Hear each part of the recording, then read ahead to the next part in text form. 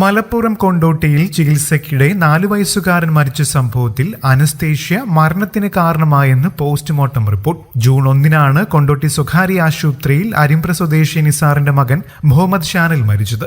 മുറിവിന് തുന്നലിടാനായി anaesthesia നൽകണമെന്നായിരുന്നു ഡോക്ടർമാരുടെ നിർദ്ദേശം. Anaesthesia നൽകി അല്പസമയത്തിന് ശേഷം കുഞ്ഞ് മരിക്കുകയായിരുന്നു. സംഭവത്തിൽ ഗുരുതര ആരോപണവുമായി 4 വയസ്സുകാരന്റെ അമ്മ രംഗത്തെത്തി. ആശുപത്രിക്കും ഡോക്ടർക്കുമെതിരെ നടപടി വേണമെന്ന് കുട്ടിയുടെ അമ്മ ആവശ്യപ്പെട്ടു. കുഞ്ഞിന് മറ്റ് അസുഖങ്ങളൊന്നും ഉണ്ടായിരുന്നില്ല. കുഞ്ഞു മരിച്ച വിവരം ആശുപത്രി അധികൃതർ മറച്ചുവെച്ചുവെന്നും ആംബുലൻസിൽ വെച്ചാണ് കുഞ്ഞ് മരിച്ചതെന്ന് വരുത്തി തീർക്കാൻ ശ്രമിച്ചുവെന്നും കുട്ടിയുടെ അമ്മ മാധ്യമങ്ങളോട് പറഞ്ഞു. കൂടുതൽ വാർത്തകൾക്കും വിശേഷങ്ങൾക്കുമായി ഈ ചാനൽ സബ്സ്ക്രൈബ് ചെയ്യാനും മറക്കല്ലേ. നന്ദി.